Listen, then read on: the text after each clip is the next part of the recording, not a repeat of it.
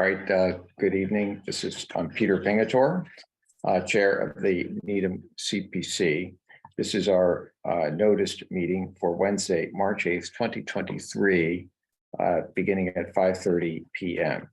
The meeting is being held pursuant to former Governor Baker's emergency order suspending certain provisions of the open meeting law, and subsequent legislation extending that order, which it provides for public meetings to be conducted both virtually and, in this circumstance, in a hybrid format, where we have several members of the committee present here in Town Hall at the Select Board's chambers, and we have other members and members of the public who are attending virtually.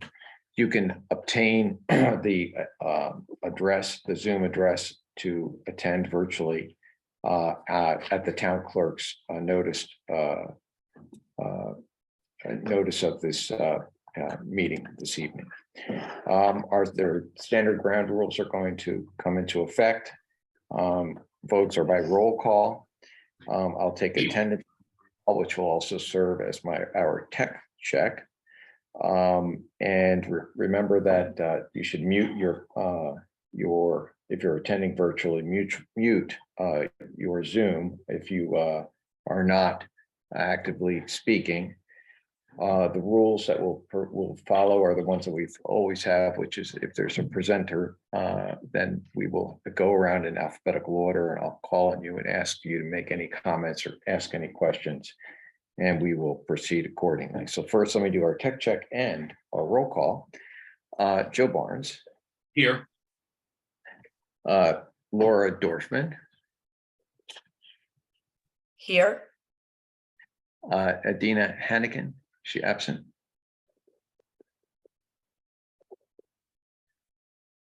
And Dave Herr. Here. Excuse me. Bob Dermody. Here. Reg Foster. Here. And as I said, I'm Peter Pingatore, present. I think we're going to have Rick Zimbo, another member. I'm here now, Peter. Good. Rick Zimbo, you're present, correct? Yep, I'm here. Okay, good. Chairman's updates. I don't have any. As our last meeting, I'm scheduled to consult with the Finance Committee rather at 7 o'clock, and that's why we started this meeting early. I think you may have gotten. Did our members get of the my memo to Yes. the Finance Committee? Okay. And to borrow Jean McKnight's statement, if I had more time, I would have made it short. Okay. So,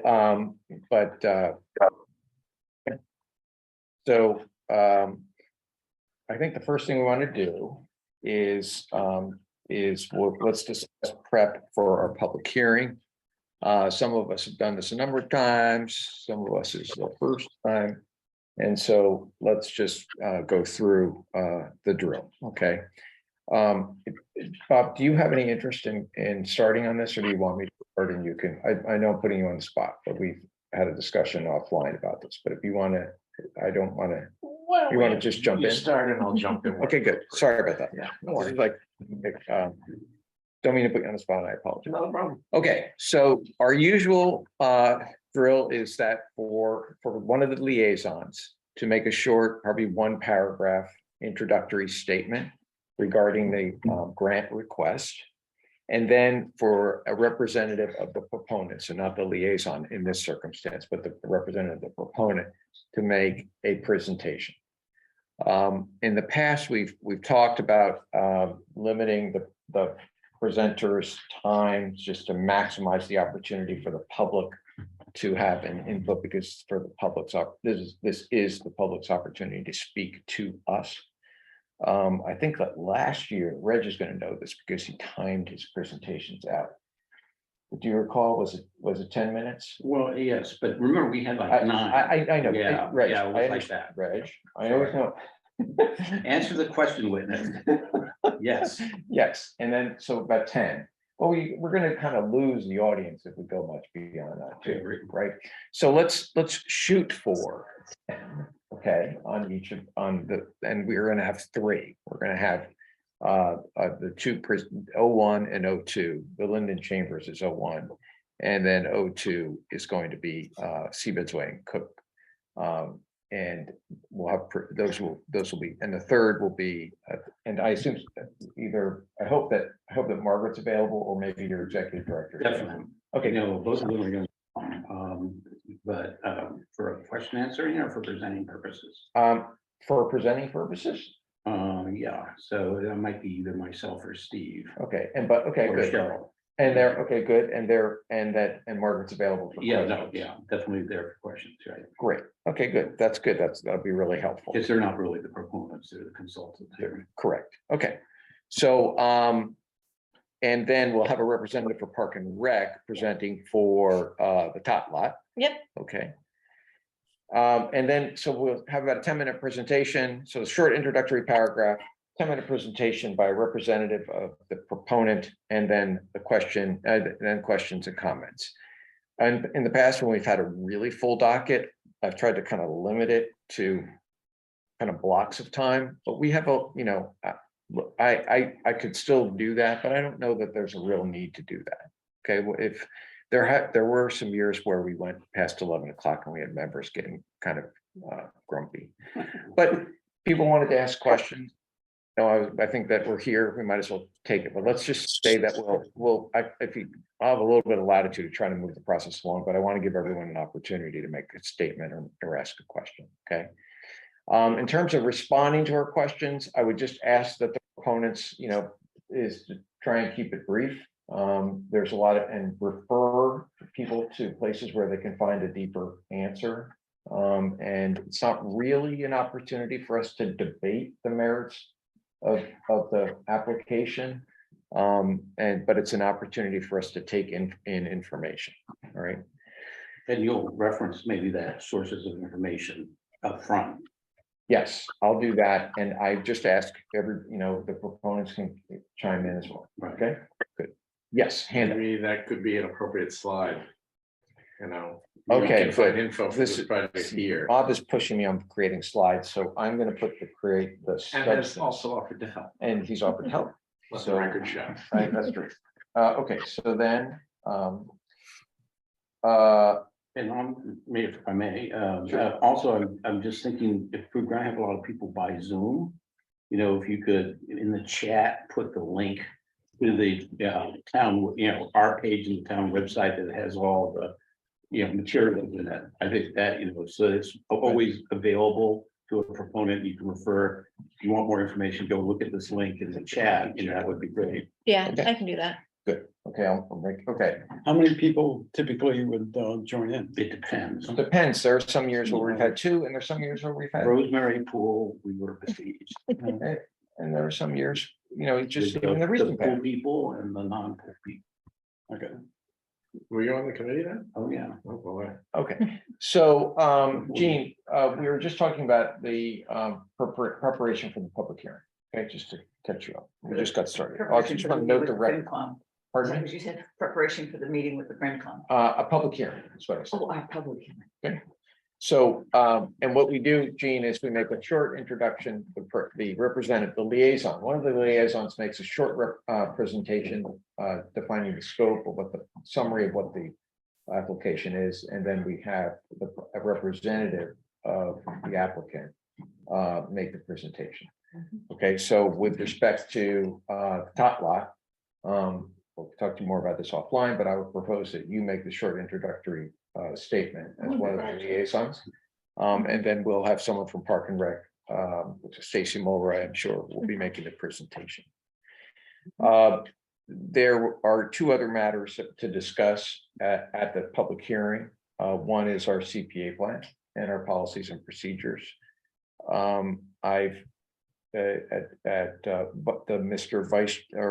Vice Chair's urging, he would like, I think slides would be effective, and so I put together some bullet points to kind of highlights of what the changes are in both of those documents, just so it's easier for folks to read and follow along, and then it has some meaning to them.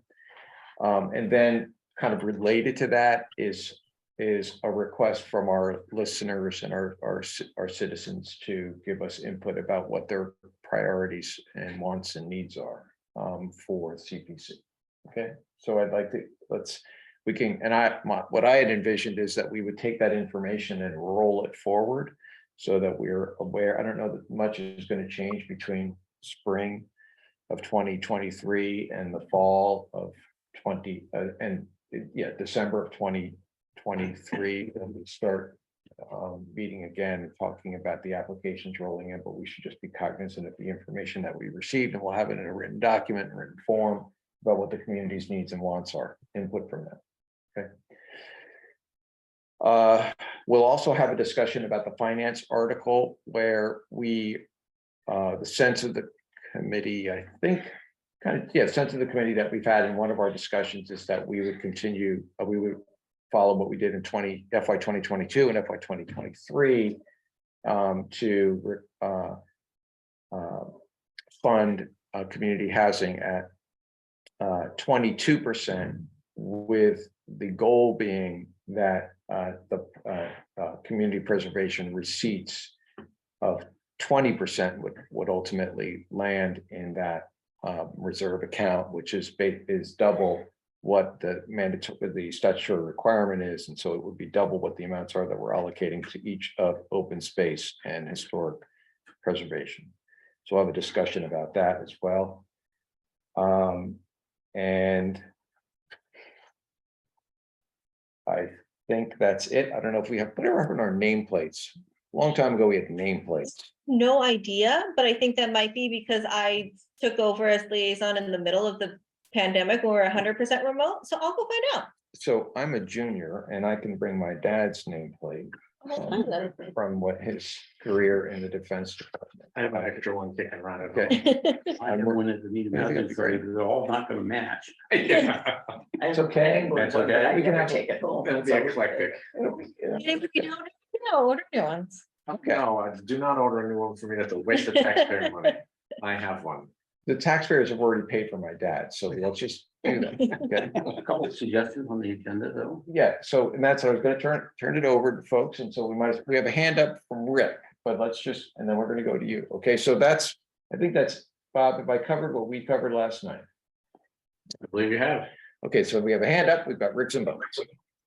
Yeah, Peter, just a suggestion, when you're making the presentation about the higher number in the housing bucket, rather than talk about percentages, because that gets kind of glossed over between 20 and 22 and why and so on. If you just say we're going to double the amount in the housing reserve compared to the others, it will satisfy the public without having to get into some of the grainier details. That's all, just a suggestion. That's a very good suggestion. I'll do that. Yeah, I thought more at our recent meeting when we had the slides, it was really helpful to help me for sure understand exactly why we have to do these two things and everything. But I agree, the public doesn't need all Plus, that. double sounds really good. Mm. It is good. It does. It's twice. So then, Rick, I actually thought, Rick, that you would actually make that presentation, because I'm gonna do the plan. That's fine. That's not a problem. I had like my hands in three things, but Gene can handle the tot lot. You handle the finance element. I'll handle the plan. Yep, that's fine. Everyone gets a job. Yep, that's okay. And we're just going to talk about, we're not going to try and explain at the public hearing the settlement of the prior year's numbers to make them equal, are we? Are we just going to talk about what we're going to propose for next year? Yeah, I mean, I think the way yes, that's what we're gonna do, but you could, if you want, just say, if you look at your warrant article, you'll see, and that's just an adjustment, but it Yeah, is. okay, that's So fine. that we get 20. Okay, because we get some additional funds, we had to true it up. People understand that. So if you do. Yeah, but I'll simplify. I'm not going to get into the calculation or anything like that. No, it's just real simple. Yes, okay, that's the art. Make it complicated things simple is an art. All right, is that it, Rick, for you? Yeah, that's all I had. Thank you. stand up as Reg Foster, Reg Foster. So sort of going backwards to the things you said, starting with the intros, seems to me Bob and Laura should split up the two intros for the Needham Housing Authority. All right, okay, that's good, but they've already, I shouldn't say that. I know that they've already discussed that. So that's one point. You That's a didn't good point. mention that. I did not mention it. That's good. And I think that Laura, I think that's what you discussed, right? Was there I learned that from Bob. One of you was going to make the introduction for one, was it you were going to do, It has not been settled. it hasn't been settled. Okay, good. It has Then been let's, discussed but not settled. then I think that Reg is right, which is everyone should have a job. So one of you should introduce one of the articles and the other can introduce it. Maybe where, I'm sorry, it's Laura, maybe where Rick is doing the finance article, maybe Bob and I can split up. I'll arm wrestle you, Laura. You might lose. Oh, I like it. Okay, Reg, go Couple ahead. other things, while we're on the presentation, I was planning to just use a updated version of what we did. Great. For the, makes it to me, that's the level of detail we're looking for, right? That's great. And to that end, the second presentation for seabeds was going to be shorter. Because it doesn't have all the front end intro stuff that will have already been covered. What is the Needham Housing Authority and why are we doing this sort of thing? So Correct. Okay, that's great. put that comment in. And then the third thing on your order of presentation, I would maybe suggest considering after we get through the top lot, doing the financial part first and the CPA plan last. When we did the CPA plan in 2014, nobody had any comments. Now, maybe that will change this time around. That would be good. But it's not as high a priority, it turns out, as we might wish it were in the rest of the community here. So, and I think the real more interesting part is the numbers, how much money we've got. And one last question about that, if I may. Yeah, I don't have a problem with that. Go ahead. Yeah, so there was a big Stuart Sagamore bulletin yesterday that said, ooh, what was us? The revenues are really down, and our Norfolk County Commissioner published a report earlier this week, Register of Deeds, with an unbelievable drop off in revenues and sales and every metric, huge. So I don't know whether you want to introduce some comment about that. Yeah, so what we'll do is this. First of all, good news, bad news from the Community Preservation Coalition. We have a finance director. And Mhm. so he is the one who's done a pretty good job of conservatively estimating what our CPC revenues are each year. And so I'm sure he's aware of the drop off, but I took away from that message is just a short, one sentence to Dave Davison. Just, I'm sure, by the way, I'm sure he's already got it covered. But I don't know. And so I what would ask again. No, that's good. So, and then, so I don't know that we need to actually get into the actual.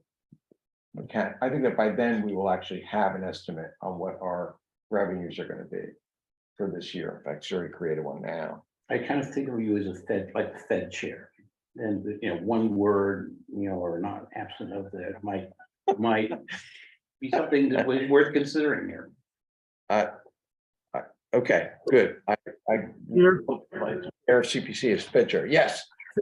If I could just comment on that, when Dave puts together his 5-year plan, which I did last year, and then he verified it all. I did it last year for because we're dealing with Emory Grover.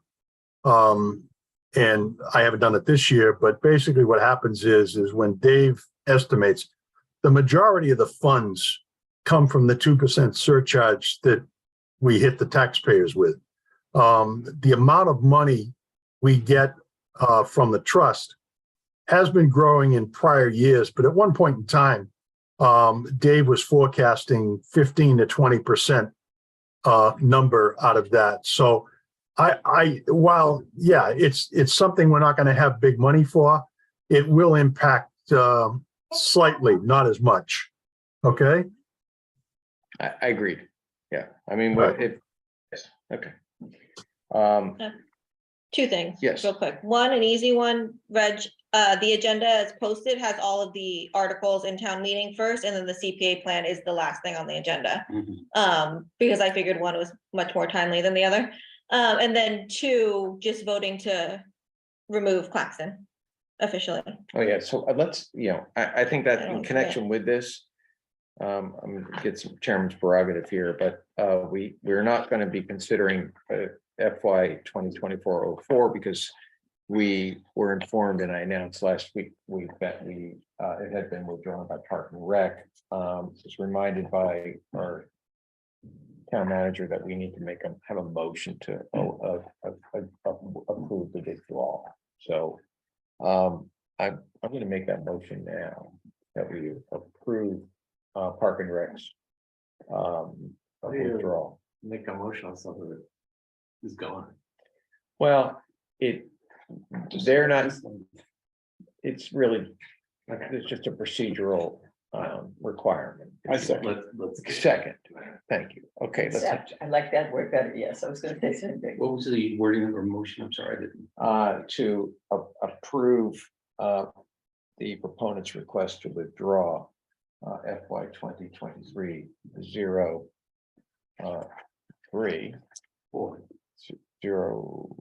04 rather, Claxton Field. Second. Okay, okay, and so that's second by Gene McKnight. Okay, let's have a roll call vote. Okay, Rich I Foster. misheard you, sir. Aye. Oh, any discussion? Hearing none, we'll have a vote. Yeah, sure. Are abstentions taken? Abstention, to abstain. sure, you can abstain. Thanks. Okay, Rich Foster, Aye. Gene McKnight, Aye. Bob Durham, Abstain. Dave Harris, Aye. Rick Zimbo. He's muted. Okay.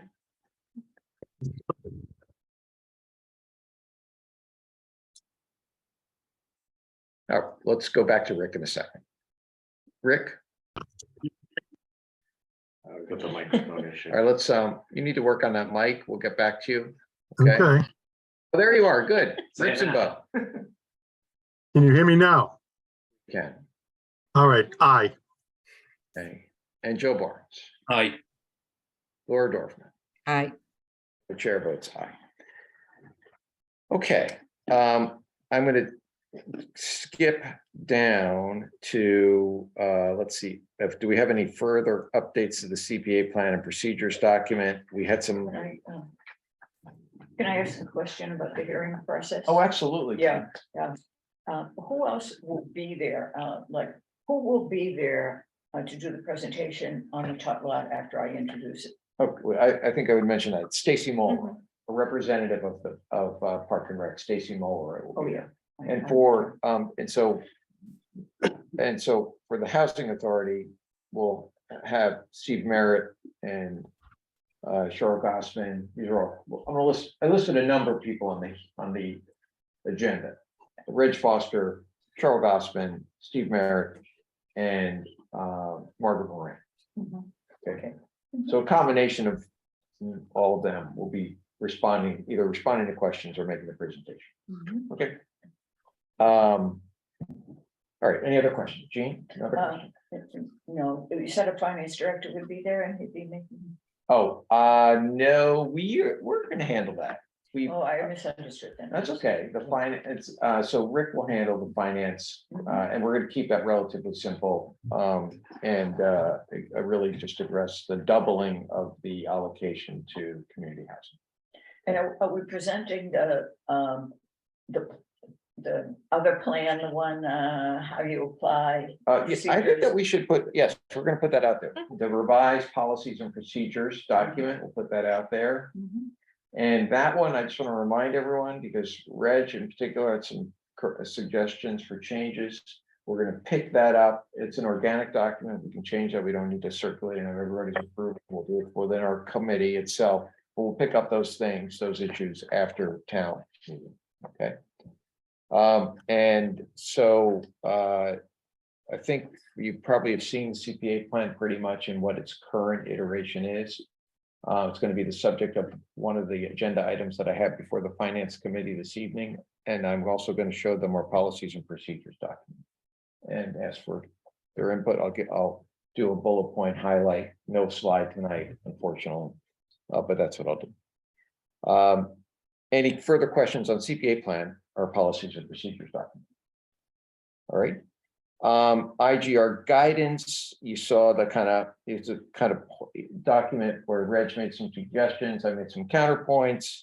I don't know that we need to discuss that any further. I will say once again that that is another subject that we can discuss after town meeting.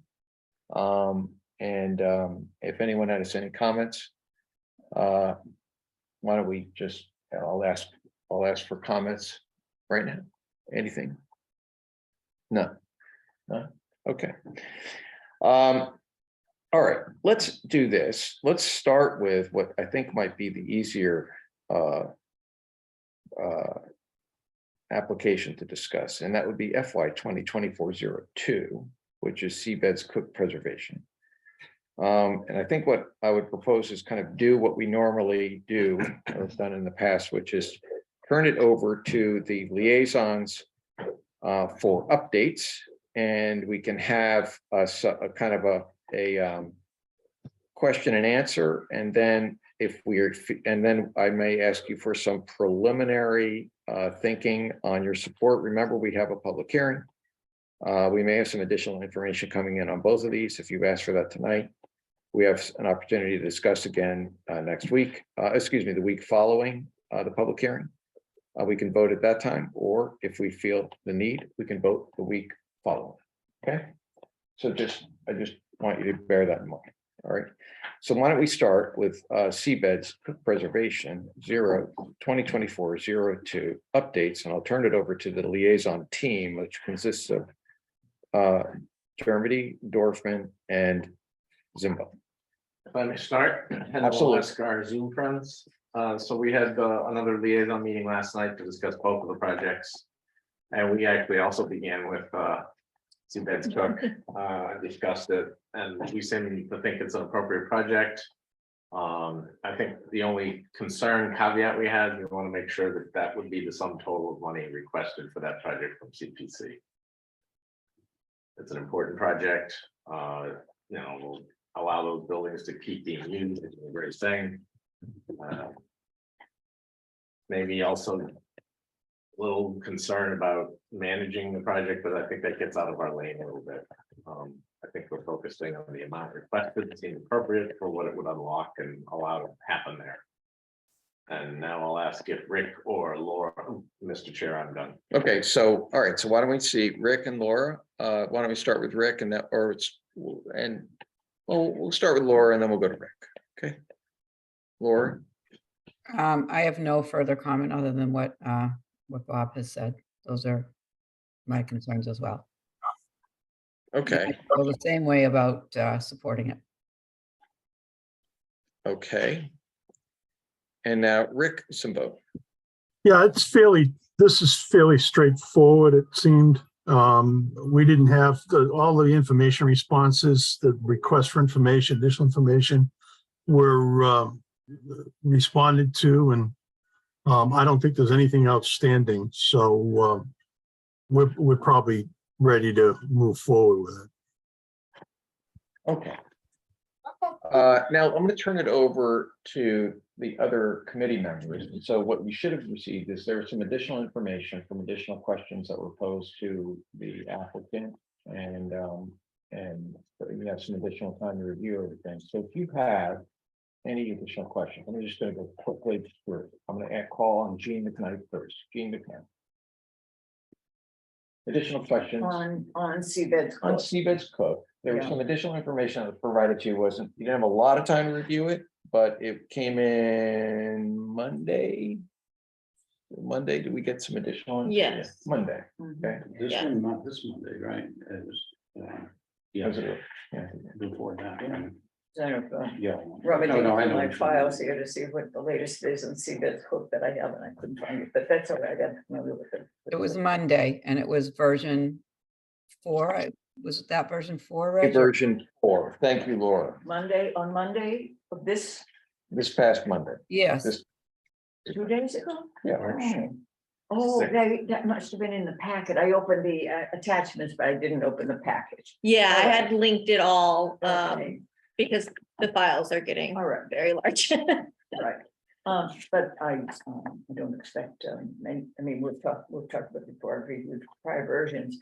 And I keep focusing on zoning, and I asked some questions when we were talking about Linden Chambers. I think Seabed's Cook is an easier site because they're not proposing redevelopment. That's correct, isn't it? It's preservation renovation. So it's very, it may be that zoning questions don't even arise. But I do think similarly, I think it should be researched. And actually I have a couple of cases that perhaps I'll send Reg, having to do with exemption from local zoning for state projects and federal projects. That may be helpful to whatever team is reviewing that. Excuse me. Yeah, go ahead. Yeah. But I think it's an easier question because it's not going to be a great big issue in a renovation project. That would be great. And so the proponents did submit a response to the particular question that you posed concerning zoning in that supplemental response. So just. Oh, okay. Fine. Oh, good. I You look have forward to plenty of reading time to- that. I'm You can sorry. read that. I- Yeah, that's fine. Yeah. You could, it just came in, you can read that, and you may have some additional comments that you may want to send back. We try to channel the information through our staff. So if So you could do that. the zoning material is just a two pages I copied off an MCLE website. Okay. 2 pages I copied off in the MCLL book goes back to 2017. It may not be up to date. But it had the case references and I will send them. Right, and take a look at their answer too, because that may also, you may have a response to what their I their will. answer to I the zoning will. question. I apologize. That's quite all right. There's a lot of I'm information. having a difficult week. I want to go into the reasons, but Okay, all I right. was there at 11:15, so I know why. oh, well, that was part of it. Okay, so, all right, so to better weeks and you still have more time, right? So that's the other thing. There, you still have more time to review the material before we ultimately vote. So that's fine, right? Mhm. Okay. Okay, Dave Harrer. I'm good. Okay, Dave Harrer is good. All right, Joe Barnes. Joe's muted. Yes, I'm unmuted now. This is a question that may be better answered after the public hearing and certainly most definitely after town meeting, but Linden Chambers and Seabed both look like no-brainers from this committee member.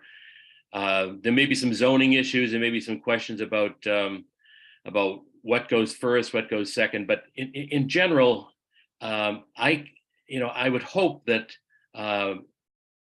everyone that takes a look at this proposal from town meeting would recognize the importance of this project going forward. Reg has spelled out quite clearly over the last few weeks the need. I think Margaret has done a great job also in providing clarity.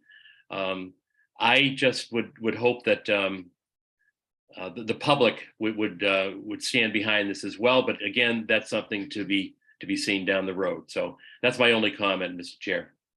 Okay, thanks, Joe. Okay, so first of all, I want to thank the Housing Authority and everyone who was involved in preparing these due diligence answers to these questions and then following up as well. So thank you. Shout out to whoever had a hand in putting together this, and I imagine Reg had a role in it. And so again, thanks, Reg. One question that I had kind of coming out of the presentation was, you seem to check all the boxes, but this seems like a with your financial reengineering, for lack of a better way to describe it, this is going to be, there's going to be effectively a lot of cash or capital infusion. And what was the financial necessity? Which is one of those things that we like to examine when we have a CPC grant. And I will note that on page. Cecilia, it looks like I'm getting echo. Are we okay now? We're good now. We're all right now. All right, good. There's a bottom line statement, which begins with bottom line, which is that going out into the market for pre-development borrowing for this project is typically at a higher interest rate. And so given the amount of money involved in what we're going to be getting in return, I think that's a satisfactory answer. So thank you for that how succinctly you put that. And then I guess the other question I have are dates, which is, it doesn't seem like the application date kind of matches up with what your statements are in the grant. So when was the application, or when was the approval, and when was the application submitted? Yeah, I was, if I can go, just reference the FinCom memo. Yes, that was exactly what I was just. And I have it yellow highlighted and marked up with the answers. So here are the answers. Just leave it for everybody. Peter's referring to page 5, Article X, looks like this. And it stated, and he was just quoting from the application that was written in November, that the application was going to HUD in December 2022. That is actually April 2023. And explain why. And then and approval is expected by the end of the summer of 2023, not April 2023. And there are sort of two main reasons for it. One was that it was a very complicated decision for the board to make. We spent a lot of time on Board of Education. We did 5 training sessions on the subject in the last year and a half. There are pros and cons. The programs are very complex. Cambridge Housing Authority did a great job of explaining it. So we didn't actually have our final decision meeting until February 11th. And that was when the board took the formal vote to submit the applications to pursue the repositioning or financial strategy, as Peter referred to it, that will lead to about $2.7 million of additional annual subsidy coming in when we get it all done. The second reason is that is Just wait, can I interrupt you for a second? Yeah. I just want to get those dates. When All was right. the application into HUD? April 2023, And when do you expect to? end of summer 2023. And then related to that, when do you expect the work to begin? So this spring, we will be putting out a designer services contract at RFS. And we expect to pick whoever that firm is, the BH&A of that particular work, so to speak, by the fall, meaning September 2023. And then they will be off to the races, September, October, to do a several month, maybe 6 month, I think is what I remember.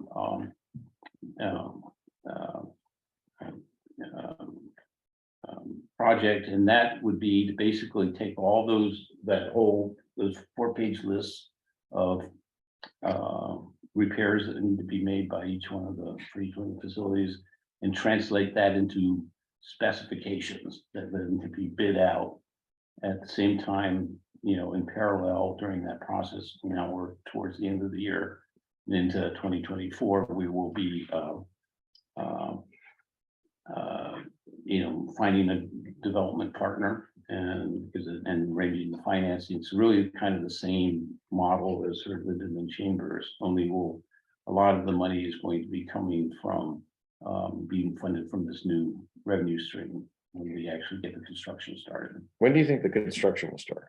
It's in first quarter 2024. It's in the package here. I know, I'm sorry, I'm just making my margin notes, just so it comes up. Let me make sure I'm Okay. not misleading you again. But I didn't know if all those got pushed back because of the dates. Yeah, so I will look, when I look at the dates in the packet here, but we should have updated that.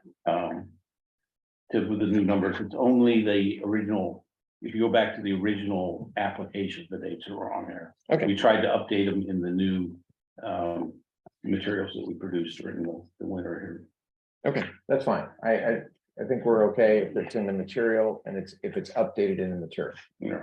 All right, Gene McKnight. Want to make sure I understand this, because it seems like a very tight timeframe. When you said work will begin in fall of 2023, I assume you mean the architectural engineering and Yes, legal work. that's right. But then you said construction would start the first quarter of 2024. That's not immediately after. That's what would, look, this Is is, that right? yeah, that's what, in other words, we don't have to get zoning changes or anything like that. There's no, Presumably, yeah. yeah, it's basically repairs. It's by hiring somebody to, fix your boiler or a new system in. There are things that can delay things, but it's not a regulatory process, or so it's not, But you don't have you need to find a development partner. yes. Do you need, that would seem to be, a gating item for that would seem to be completion of the A&E work in the fall of 2023. Right now, I'm looking at page 2 of the version 4 of this. So that was what I was doing off the top of my head. So, it's the gating factor is also the money, the lender, the borrowings and more. We're using this cash flow to get mortgages, just like a normal, the private sector landlord would do. And so we got December 2023 to March 2024, select the investor and lender. So I'm off here. And June 24 to August 24 is construction bidding. So this is what you want to refer to in updating that. Yeah. Just so I have it, if I have it, they ask, I have it in front of me, and that's fine. We'll give it back to you. That's my crib one, but I'll give it to you afterwards here and circle it for you here. Okay, thanks. Okay, those are my questions. Wait a minute, we lost our folks. Oh, no, they're there. I'm trying to get to the pages and it's downloading Okay. slowly on my laptop. I just want it in front of me when I'm in front of the finance committee, that's all. And when I got off, I'm sorry, I should have been winging it, is it's about a year to do the A&E designer work. So it's from mid, to end of summer 2023 to June of 2024. Okay. So does,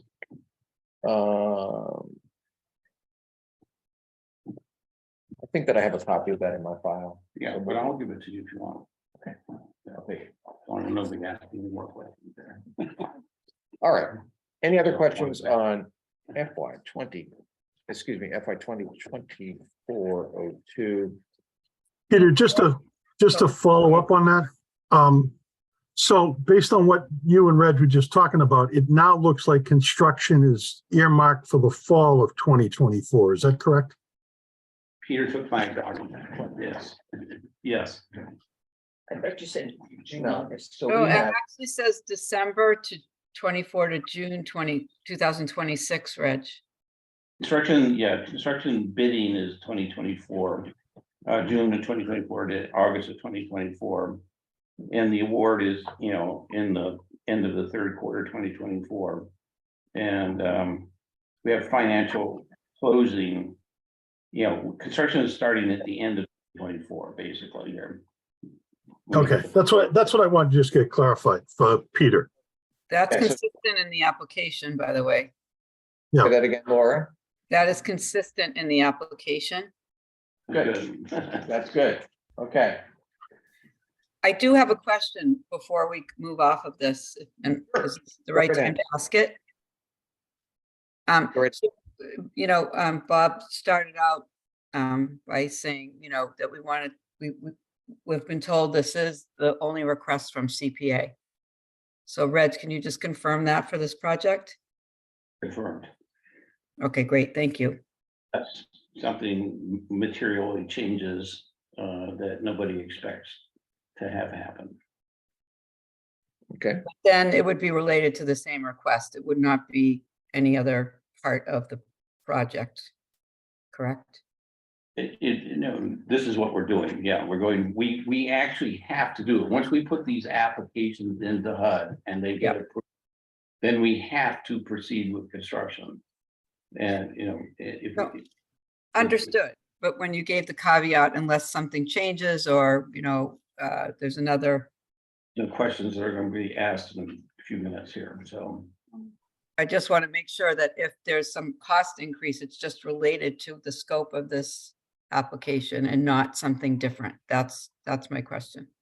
Cost double, or I don't know, we have a recession, a humongous recession. I don't know what is going to happen in the future. But right now, our experts are saying this is it for CPA funding support for Needham for this particular project. We should not need to come back to the well at all. okay. Okay. Any other Laura, your hands up. Is it your question has been answered? All right, So sorry. that's quite all right. So let me just make some notes here. What I'd like to do is get kind of a sense of from each of you of how your support or questions, additional questions you might have, if you're leaning one way or the other. If you're strongly in favor, I'm not asking for a vote. Remember, we have lots more input to get. Okay, so, but I think it's fair for us to kind of have this as kind of a roundtable discussion. And it's fair for us to have that so that we can communicate that if we can in some coherent way at this late hour to our next, to the folks at the FinCom. Okay, so I'm going to start, as I always do, I'm going to start with Professor Barnes to lead the way. Joe Barnes. I have no further comments to make. I am in favor at this stage, pending any further information that may be forthcoming. I'm in favor of the project.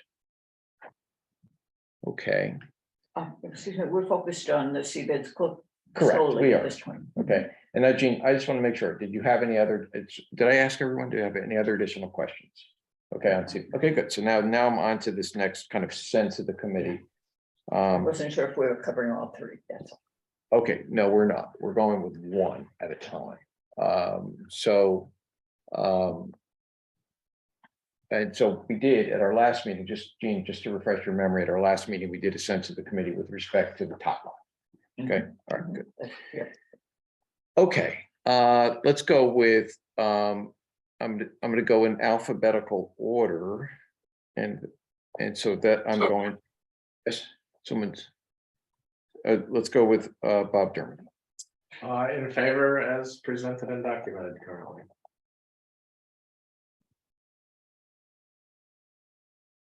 Dave Herrer. Oh, I'm sorry. I'm fudging it here, but let's go with Dave Herrer. I support this project. Laura Dorf.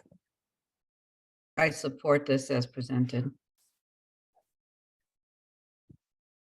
Reg Foster. Support. Jean McKnight. I support this project. And then it's Rick Zimbo. Yeah, I think we can move forward based on the information we have. All of the information is in.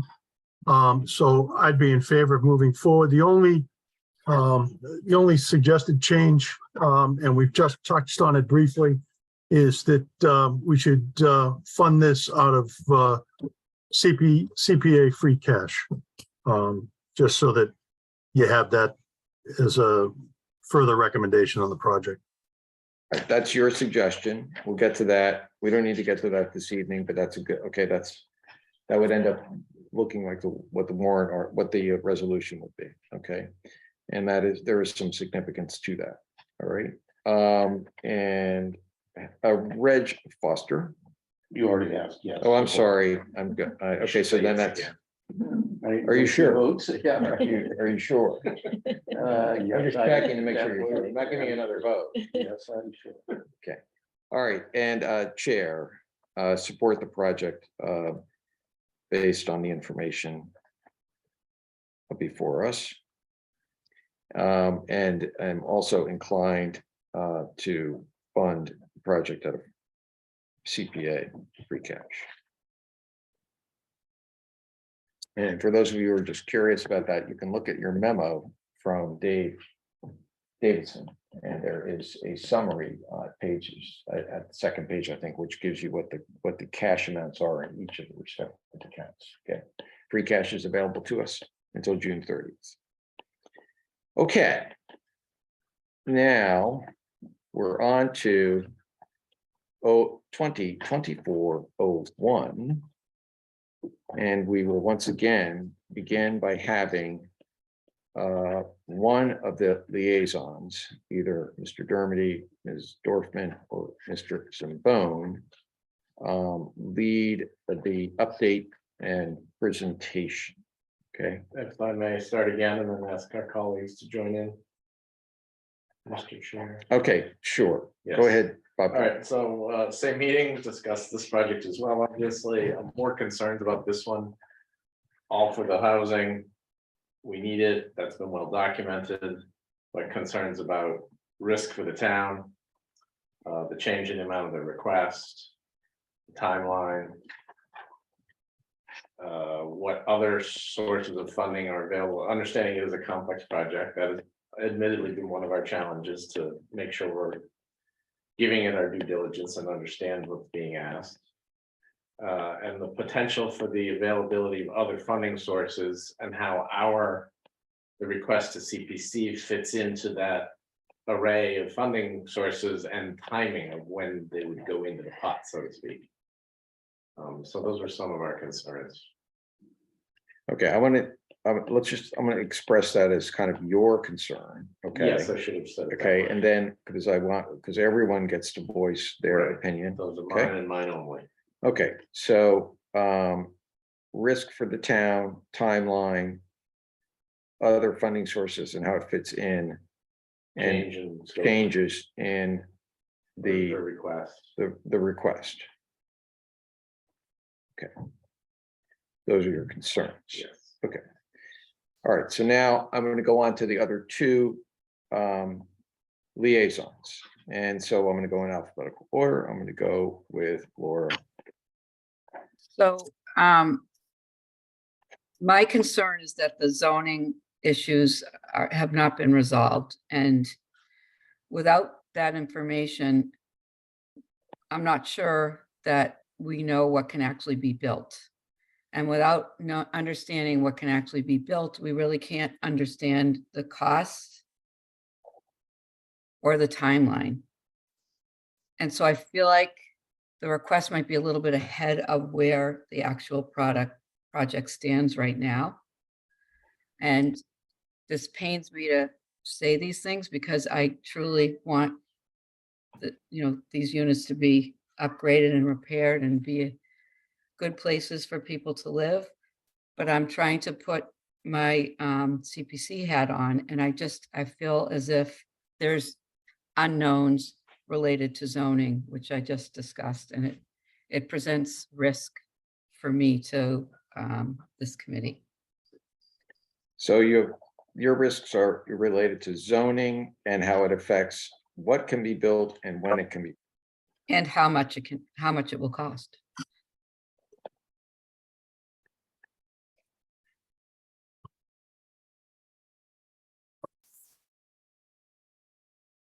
Okay. Mr. Zambone. Yeah, thanks, Peter. I share Bob and Laura's concerns, but I'm going to add a few others. We don't have all of the information requests responded to. There's still about a half a dozen outstanding, some of which are extremely important. So until those come in and we get some chance to ferret through those, unlike the other projects, this one still has a lot of information. And it's primarily because it's such a complex project and it's evolving as we move forward. One of the two key aspects is the sources and uses document for the whole project, not just for the development. Because if we're going to be investing in this ties to the risk. If we're going to be investing all this money, and from what I understand, in the last set of information requests, they've indicated that they want additional funds come this fall. And that's a nuance that just cropped up. So I guess with those uncertainties, that's an issue. Also on this is with respect to the timeline, and that factors in the process and how it's going to take place and the shape of it with respect to zoning, as Laura pointed out, but also, and more importantly, is how the DCHD weighs in on this. The first money that we approved last year just really started to be spent this January. And part of the problem is there was a significant delay on, from what I understand, from the DCHD approving the selection process and the architect engineering firm. And it took a while. It wasn't done overnight. And if that type of input is needed as this project moves forward, that's going to seriously affect the timeline. So there's a lot of reservations, a lot of questions that remain unanswered. And as both Bob and Laura said, and I agree 100%, this project is in dire need of moving forward. And we're still trying to decide whether it's going to just replace the units that are there. This is just phase one. There's a phase two and a phase three. There's an expenditure that's going to be proposed for the High Rock Estates. All of this is going to be a significant drain on the community preservation funds. And where are those funds going to come from? And we're in the same situation as we were when we were trying to decide what to do with Emery Grover. Because you can't totally wipe out the funds on one or two projects, because there are other aspects of the town that need to be funded. And so there's a lot of questions that are still unanswered, still need to be pulled together. And I'm concerned because I'm not sure those answers are going to be sufficient in time for us to take a vote. And so that's where I'm kind of leaning on this. Okay. All right, let me continue, and now I'm going to go back into Alpha. And so now I'm going to turn to Joe Barnes.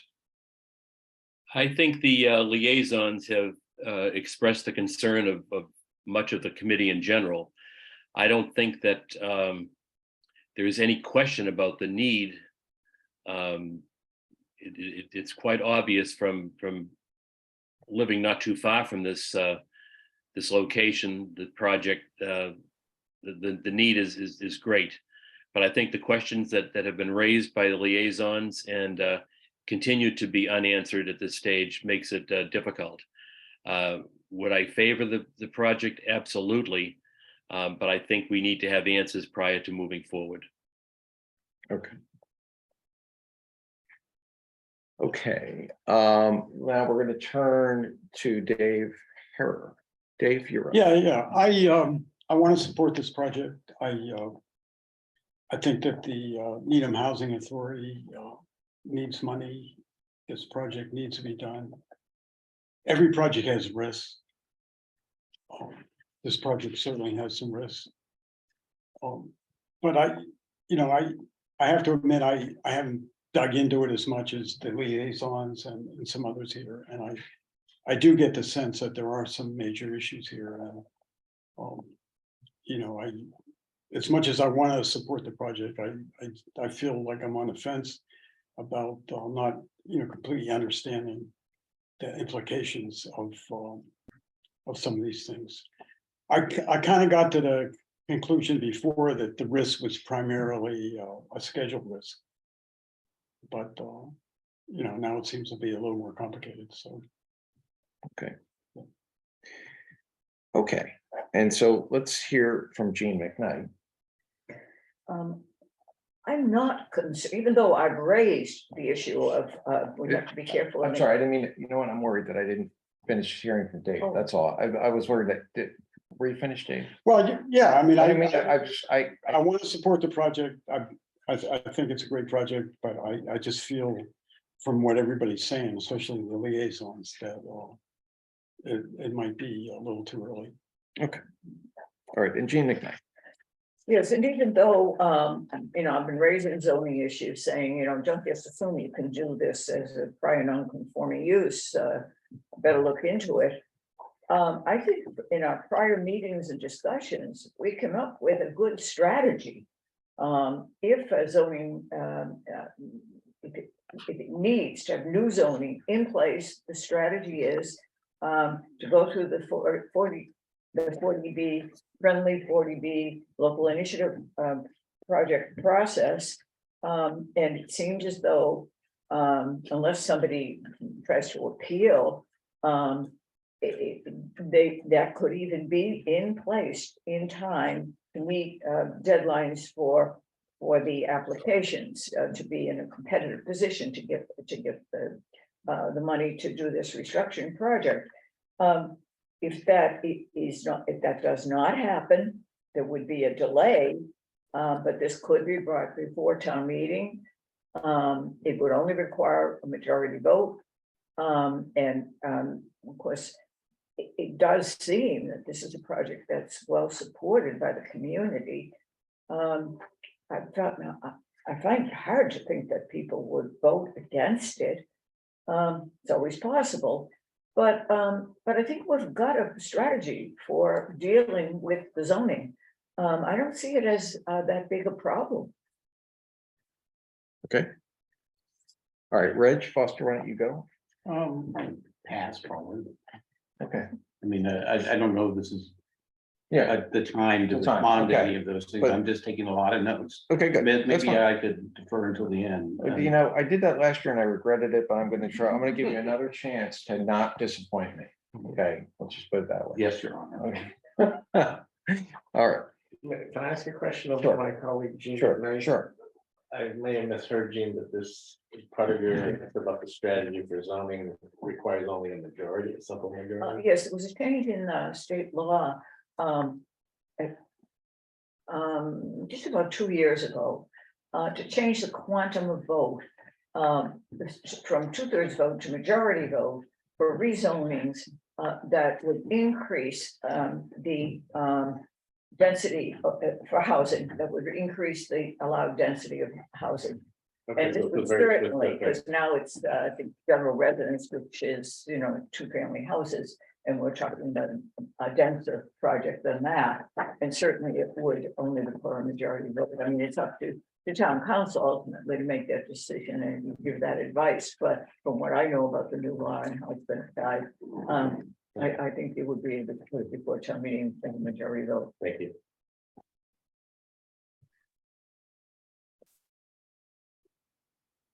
Back to you, Mr. Chair.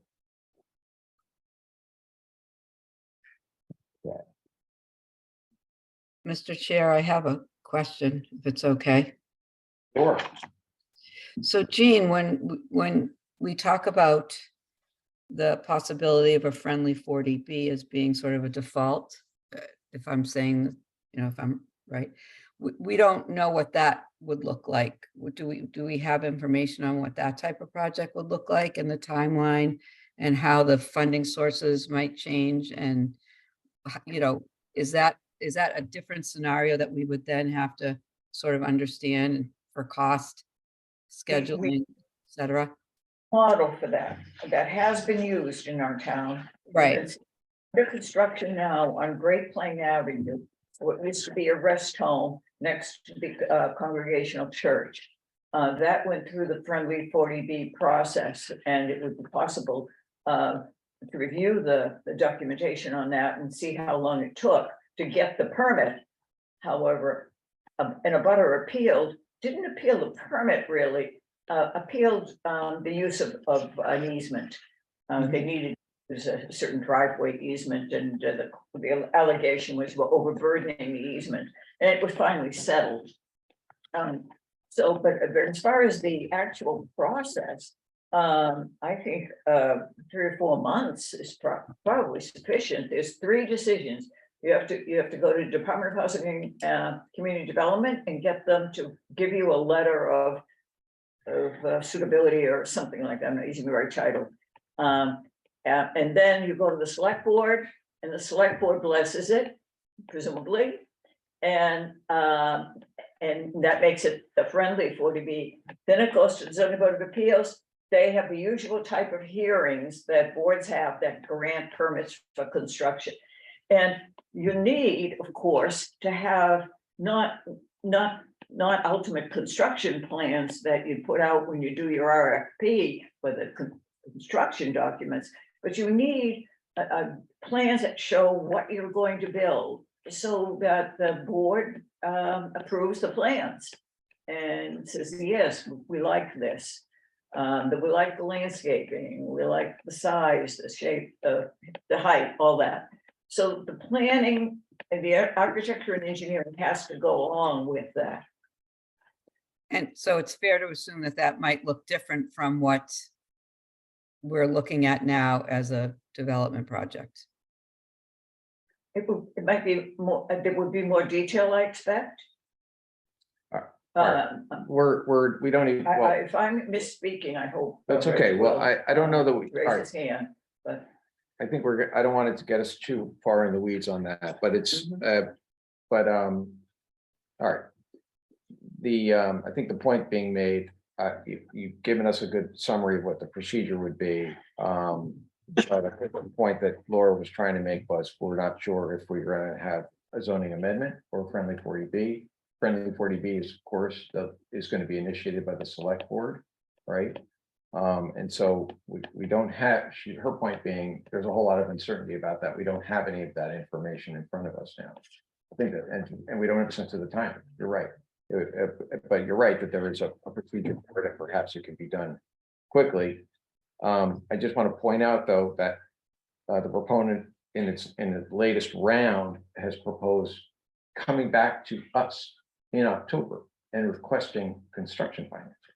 So the anticipation is going to be that zoning is in place in some fashion, whether it's through a LIP or through an amendment to the zoning approvals, so that by the time October rolls around, they will be requesting construction financing to us. That's I see. Okay, so that's the timeline that they're proposing. Okay.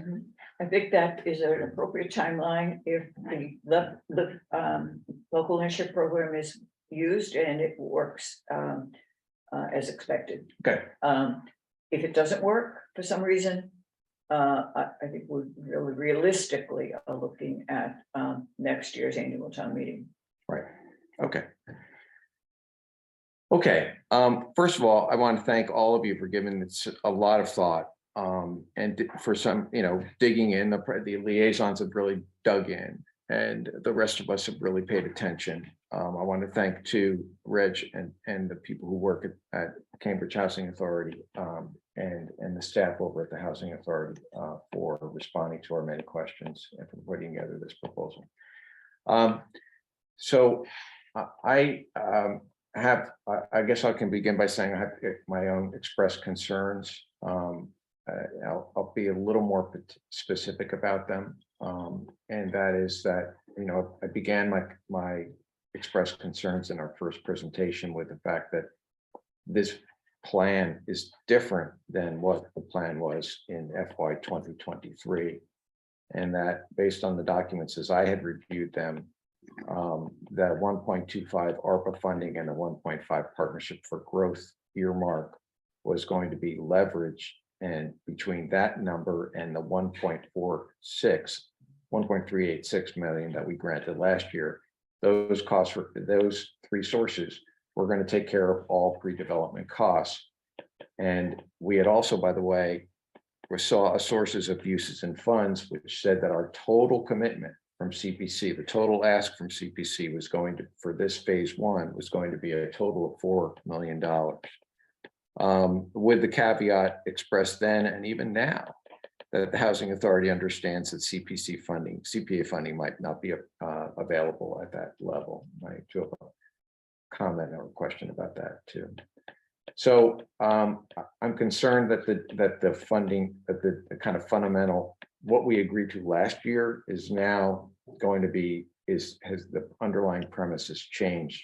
And I think for a question of fairness, I think that you know, when I come at this as kind of chair, where I feel like I'm kind of protecting the program, I'm an advocate of this, like many people in town, I'm an advocate of for or in favor of the redevelopment of Linden Chambers, but at the same time, I'm keeping my eye on the sustainability of this program and questions of equity and fairness. And I think that that's fundamentally a question of fairness that it's difficult for me to get beyond.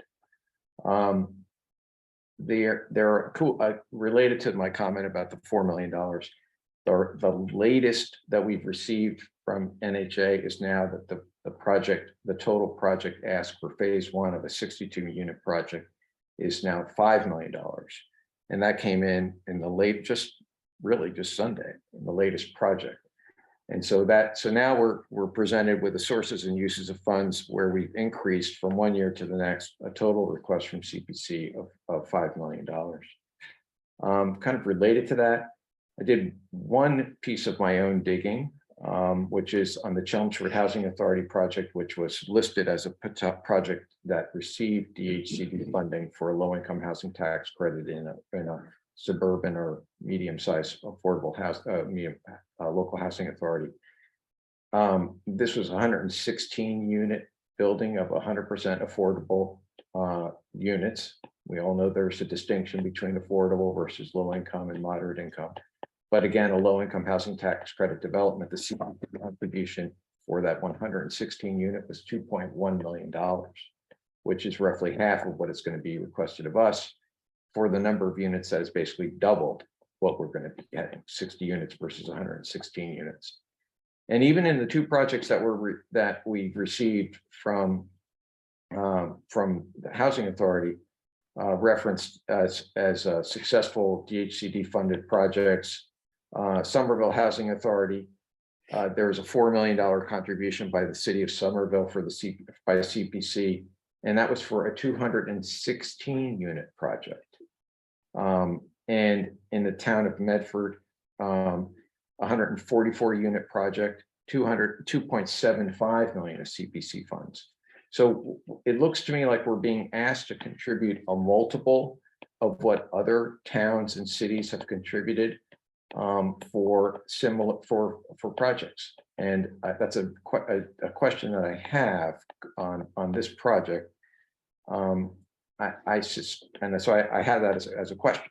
To me, though, it leads to the bigger question that I brought in from the beginning, which, and I don't want to hurt anyone's feelings. I don't want anyone to take this wrong way, but that, you know, this is a little bit of an intramural game. You know, the Housing Authority is not a department of the towns. They have, but they're on our team. But we're playing an intramural game, and they have a coach. They have the Cambridge Housing Authority, and we don't have a coach. And so, you know, simply put, I think that we need a coach. One of the things that people may not be aware of is that in the sources and uses of funds, in that sources and uses of funds, there's a $2 million developer's fee. And that is that the Housing Authority is going to, by doing this development, will earn a $2 million fee. Now, this may be entirely fair, but it may be in other towns or in other circumstances that developer's fee is significantly less than that. If it's $1 million, does that mean we can contribute $1 million less? Because it all comes from the same tally, okay? It's all sources and uses of funds. But to me, that all indicates why it is that we should be seeking some expertise, whether it's from an attorney who's familiar with it or another consultant who's familiar with it, to have a third party review from our perspective. It might be one of the things that Margaret Moran said, and this may have been lost on some people, but I asked about the amount of CPC contribution. And it might be that it's because we want to continue to have these units held as deeply for deeply affordable, for low income units. But there are other, and again, I'm not an expert in this, okay, but there are other developments where we have a mix, where maybe we, as a town, maybe we can have a different mix so that we can protect everyone who lives there right now, maybe even expand the number, but have some others that are more moderate income, which would relieve some of the pressure on CPC funding. I don't know if that's correct. I actually could be misstating something, but that's a question that I have. And because I wonder if that is that how these other cities and towns were able to finance these similar projects without tapping so deeply into their CPC funds. And so those are questions that I still have. And but with a total request of $5 million in looking, we have carefully put together a community housing bucket by taking money from the general funds and putting it into that community housing bucket. And this will basically draw it fully down. And I don't know that I know that this is a number one priority for many of us, many people in town. There's a big support for that. But our responsibility is to look at the actual sharpen our pencils and look at what the impact is of this and whether or not those wants are actually available and appropriate, given the fact that we're going to have many other requests for funding as we go along. So those are kind of the concerns that I have. And Jean, I'll hear from you. Yes, Karen Sunderborg, the town's, she is part-time employee of the town, and she is the town's housing coordinator and very knowledgeable about state and federal housing development programs. And presumably her services would be available without any charge as part of her work to advise on this. I'm no expert in housing development, I really am not, but she is. That might be a good place to start. And if she feels it's over her depth because this is a particularly complicated source of funding, she would know people also to recommend. I think we've gone in that direction, and I think we're gonna have to revisit it. Yeah, I had reached out to her and she said that it would definitely be a little bit above and beyond her experience, and gave me a person to reach out to who I reached out to and said a similar thing. So I'm kind of going down the line of people. I have another group of people to reach out to. Okay. Outside of town. Yes. Cambridge Housing. Well, of course, as you say, that's their coach, we need our coach, yeah. I understand that, I think but how quickly can we put that together? Well, I don't think we're gonna be able to put that together in time for the vote. But I also think that, we can, one thing that we can, it may be that we're not ready to vote on this project in this funding round. It may be that, that we need more time as a committee. I don't think that it's going to slow the project down. We'll leave that, Reg can make a case for that. But that's this one thing that impresses me. This is a project that in some ways we should be being slow and deliberate on, and we're being asked to go extremely fast. And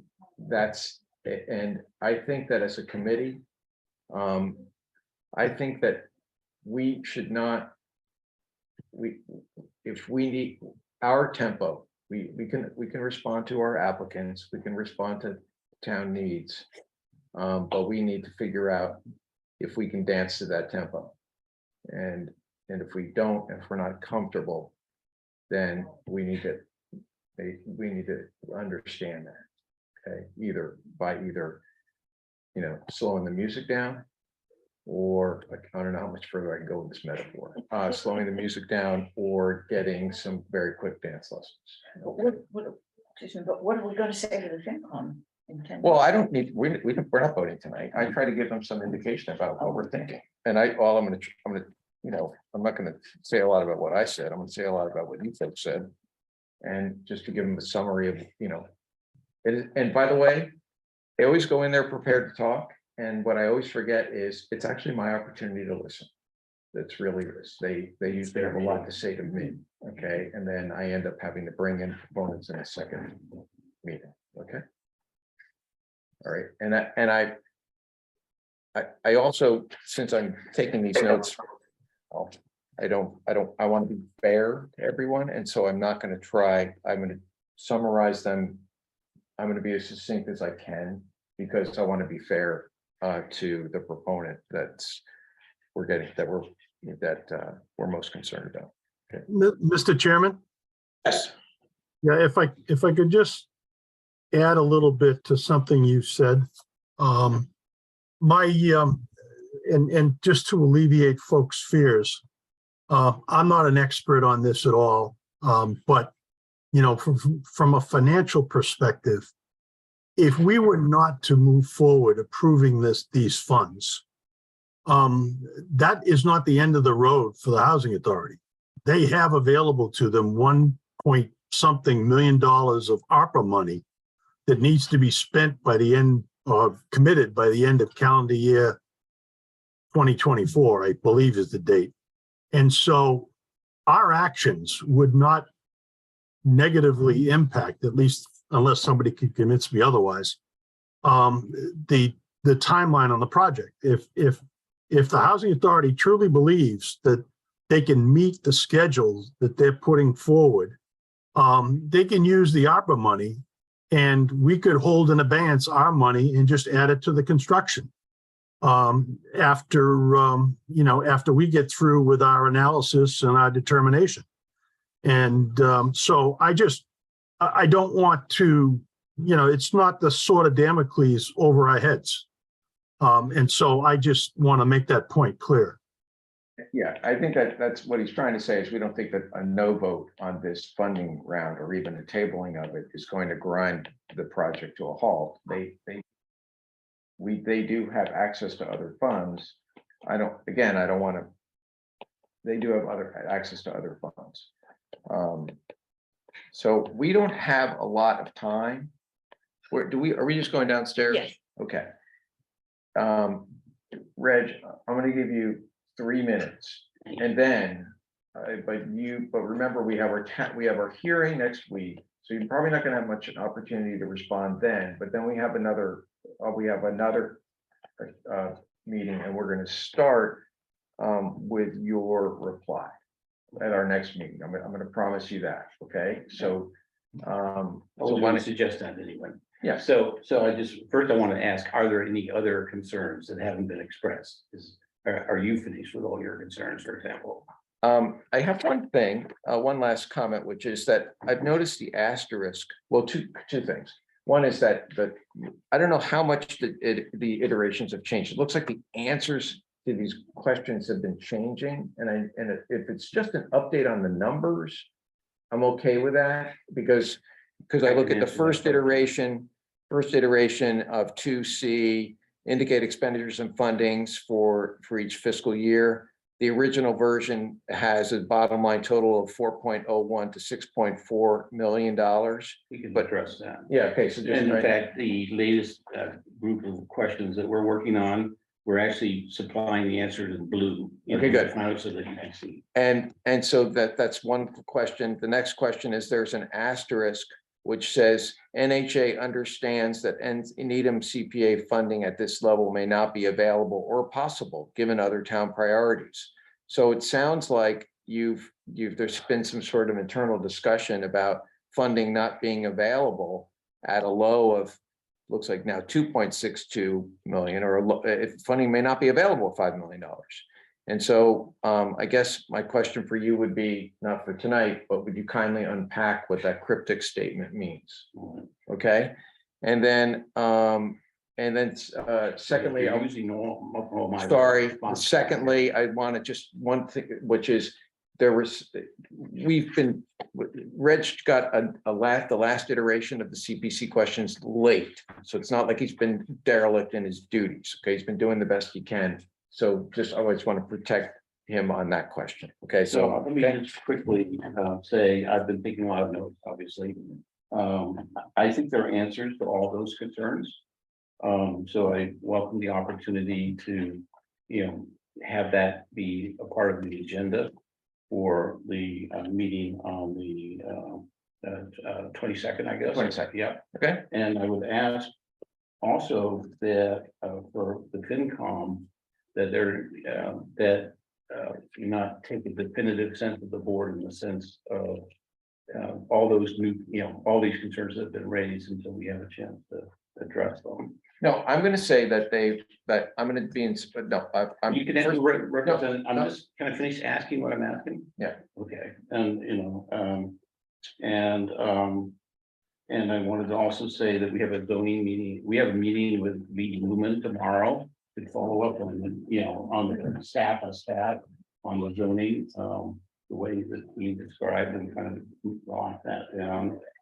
I would just say, whatever apology is necessary for whatever misunderstanding happened a year ago with respect to the plans that we put out. We didn't get them out, but we didn't mean to say it's a plan and not a concrete commitment that a plan would never change in a year going by. We can address that. And then, let's address the, what, if we think that there are answers to all these concerns, I'd like to try to have an opportunity to address it at the 22nd. You have that opportunity. Whatever, I've already said what I'm going to say in front of the FinCom. But I think it fits with whatever your request is, okay? I don't think it's fair to me or anyone for me to digest this. But I'm going to tell them that a majority of the committee has concerns and I don't still have some concerns. Right. Still have some concerns, but I'm gonna mention the subject matters, but I'm not gonna get into any detail. And then we're going to try to address them on the 20. We're gonna continue trying, yes, that's fine, okay, Yeah. you know what? Stop. That's fair, I wanna be fair, you're right, that's a good one, all right, now we have to go downstairs. Are we on first? All right, so, motion to adjourn, Are we motion to on adjourn, first? We are on first, We yeah. don't want to be late. motion to adjourn. Move. Uh, And you do want them to. I stipulate the roll call vote. okay, Harrer, yes, Yes. Germany, Yes. Yes, I McKnight, can- I can- Foster, Finger fights, yes. Yes. Zambon, Yes, Yes. Dorfman, yes, Yes. thanks very much. Thank you. good luck.